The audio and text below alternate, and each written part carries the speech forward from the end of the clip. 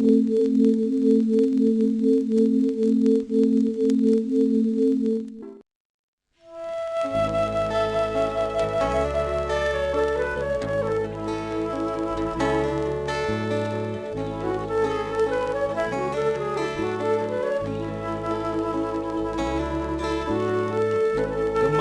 perginya matahari? Indonesia adalah negara yang kaya dengan sumber daya agraria. Mayoritas rakyatnya hidup dan bergantung dari pengelolaan tanah dan pemanfaatan sumber daya tersebut. Kekayaan itu bila dikelola dengan baik, mestinya dapat menjamin kesejahteraan dan kemakmuran rakyatnya. Kenyataannya, rakyat Indonesia bagaikan ayam mati di lumbung padi. Kemiskinan masih menghantui sebagian besar rakyat, khususnya kaum tani yang hidup di pedesaan. Kondisi ini lahir sebagai akibat penerapan pengelolaan negara dengan model developmentalisme sejak rezim Soeharto berkuasa pada akhir tahun 1960 yang mengedepankan pertumbuhan ekonomi dengan sektor industri sebagai tulang punggungnya. Strategi pembangunan ini menempatkan sektor agraria hanya sebagai sapi perahan bagi kaum pemodal dan pengusaha yang diposisikan sebagai motor penggerak pembangunan. Sehingga agenda-agenda land reform yang pernah dirancang pada awal tahun 60-an sebagai dasar pijakan bagi pembangunan agraria di Indonesia tidak lagi dijalankan. Akibatnya, persoalan-persoalan agraria pada masa penjajahan dan awal kemerdekaan tak terselesaikan, malah melahirkan persoalan agraria yang baru. Tenggelam kemana matahari? Konstelasi ini tak lepas dari campur tangan kepentingan ekonomi dan politik internasional atas sumber daya dan potensi pasar yang dimiliki Indonesia melalui bentuk intervensi berupa modal, model pengembangan sumber daya dan program. Kebijakan mengakomodasi pemilik modal terhadap kepemilikan tanah, sehingga petani lambat laun tersingkirkan dari tanah yang sebelumnya menjadi milik mereka. Contoh lain, program Revolusi Hijau yang menjadikan Indonesia sebagai pasar empuk konsumen teknologi pertanian yang dianggap modern, mempercepat musnahnya teknologi pertanian lokal, melambungkan biaya bertani hingga tak masuk akal dan jelas menyebabkan polusi yang menghancurkan lingkungan.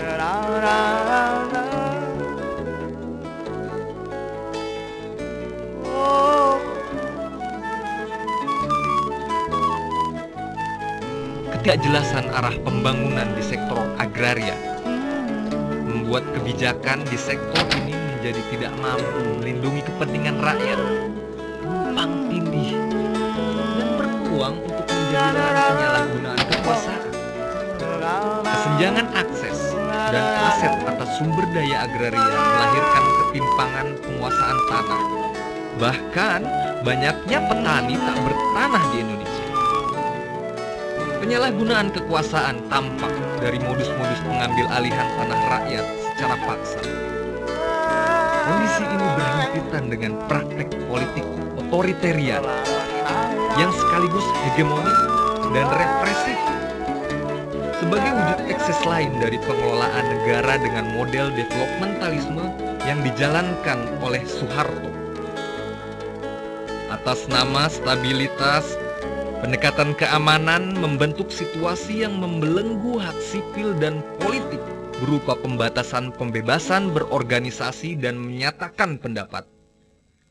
Pada akhirnya, kombinasi kedua situasi tidak ideal itu turut memperburuk nasib rakyat, khususnya kaum tani dan rakyat pedesaan.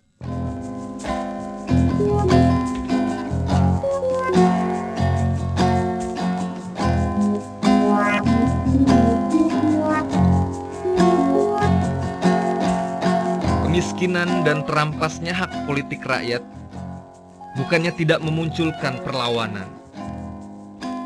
Perlawanan sporadis muncul di beberapa tempat sebagai usaha merebut kembali hak-hak ekonomi, sosial, dan politik mereka.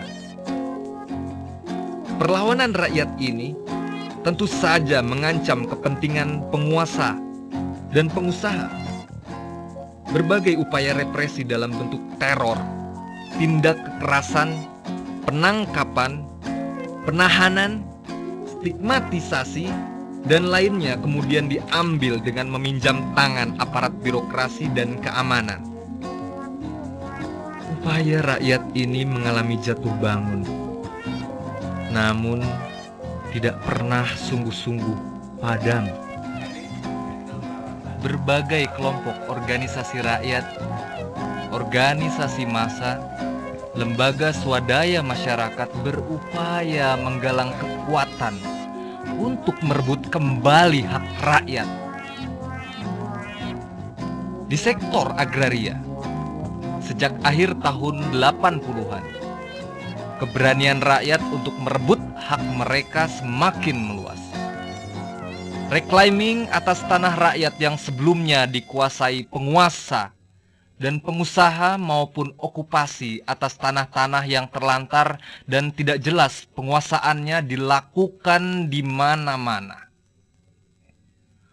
Upaya ini berkembang dan membentuk bangunan jaringan gerakan yang memperjuangkan reforma agraria di Indonesia.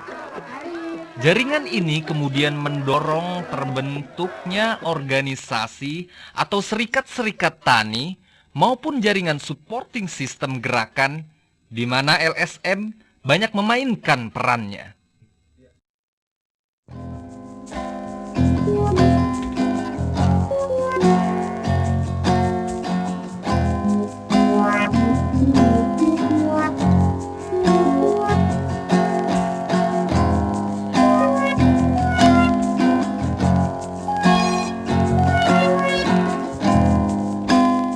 Serikat Petani Pasundan atau biasa disebut SPP adalah salah satu dari sekian banyak organisasi rakyat yang mengusung isu perjuangan reforma agraria di Indonesia.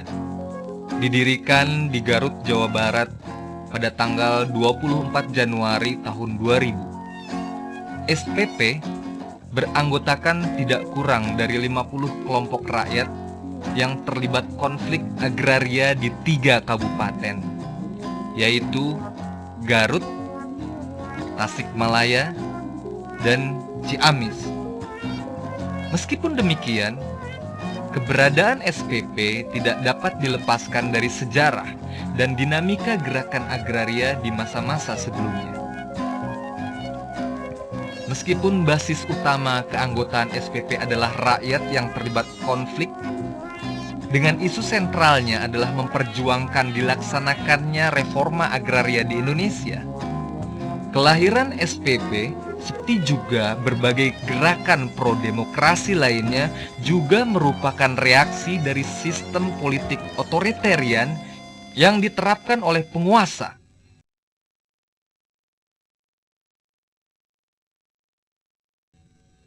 SPP memandang upaya mendorong terciptanya reforma agraria dan demokratisasi di Indonesia sebagai dua hal yang saling berkaitan dan tidak dapat dipisahkan.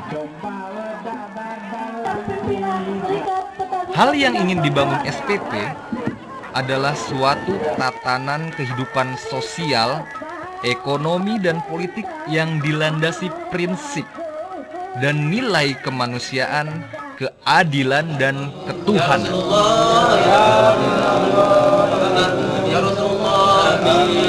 Dalam upaya mencapai misi dan visi SPP, sejak kelahirannya telah menempuh berbagai upaya, baik yang tertuang dalam bentuk program maupun upaya sporadis atau bahkan reaktif.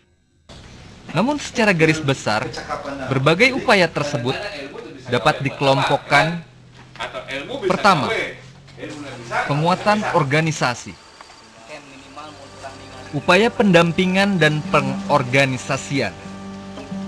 difokuskan bagi penguatan kelompok dan organisasi tingkat lokal. Upaya yang dilakukan berupa penataan organisasi, keanggotaan, dan membangun keswadayaan serta merebut posisi-posisi strategis di tingkat desa. Pengorganisasian tidak hanya dilakukan bagi petani yang terlibat konflik, tetapi juga mengorganisir rakyat desa, buruh perkebunan, dan elemen rakyat lain yang berkaitan dengan sektor agraria.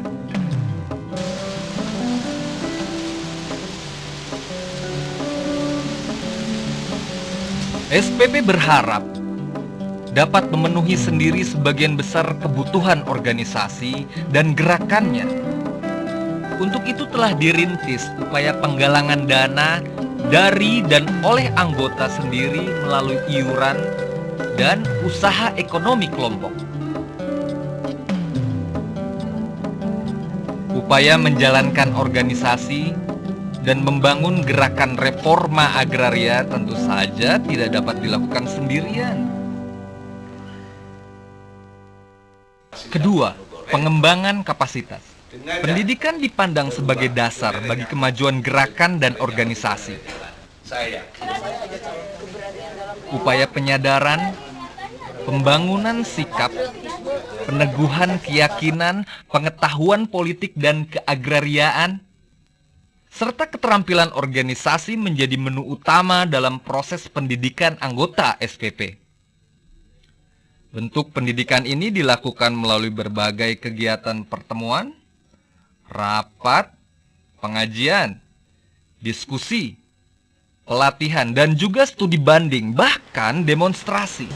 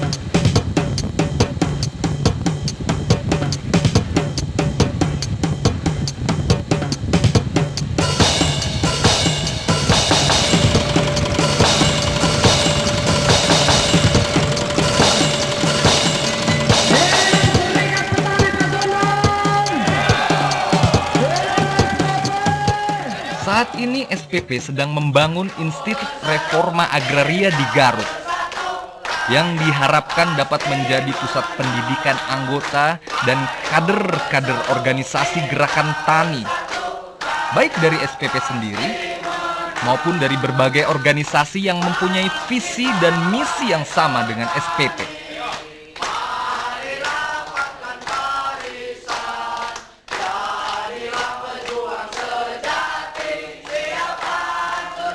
Kerja kajian mencakup upaya menganalisis persoalan-persoalan yang ditemui di lapangan, mengkritisi kebijakan pembangunan, dan sampai tingkat terbatas berupaya mengajukan usulan kebijakan, setidaknya di tingkat daerah.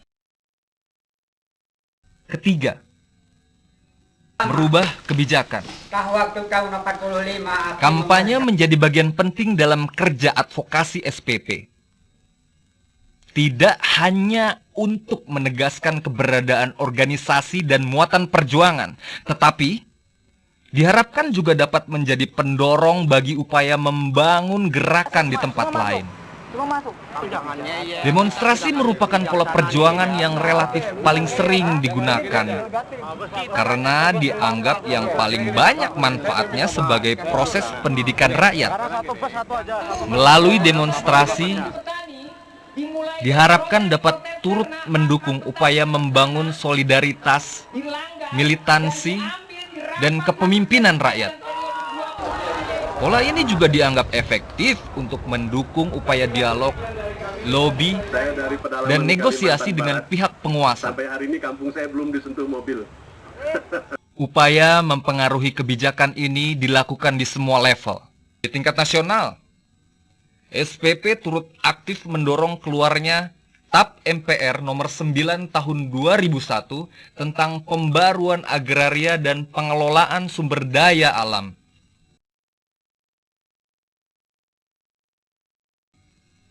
Pola-pola represif negara dalam menyikapi gerakan reforma agraria tidak jarang berujung pada penangkapan dengan tuduhan kriminal.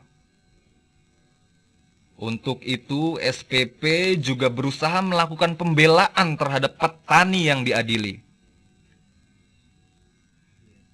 Upaya ini dapat dilakukan berkat kerjasama dari berbagai pengacara dan organisasi yang biasa melakukan advokasi hukum, seperti lembaga bantuan hukum. Semua upaya mewujudkan cita-cita tadi tidak seluruhnya berjalan dengan mulus. Hambatan yang ada dalam tubuh organisasi, baik yang berupa konsep, model, kapasitas anggota dan pengurus, keterbatasan dana dan sebagainya, berjalan beriringan dengan terus berlangsungnya ancaman dari tekanan berbagai pihak yang berseberangan kepentingannya. Akibatnya, agenda-agenda organisasi dan gerakan SPP seringkali harus tertunda akibat terus-menerus dipaksa mencurahkan energi dan perhatian bagi upaya survival organisasi dari ancaman dan tekanan pihak lain. Relatif terbukanya situasi politik nasional Indonesia setelah jatuhnya rezim Soeharto yang memberi peluang tumbuhnya berbagai organisasi rakyat, nyatanya tetap belum membawa perubahan yang berarti bagi peningkatan nasib rakyat, khususnya kaum tani di pedesaan. Kebijakan pembangunan makin diselaraskan, bahkan cenderung telah terdikte oleh kepentingan, kekuatan politik, dan ekonomi internasional.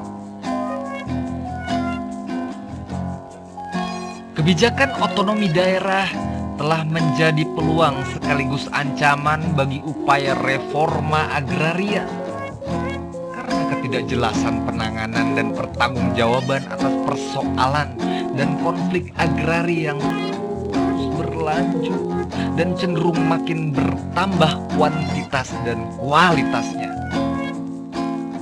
Dalam tren situasi seperti ini, tentu saja tantangan perjuangan SPP dan seluruh elemen rakyat dan organisasi yang memperjuangkan reforma agraria dan demokratisasi di Indonesia jadi semakin berat.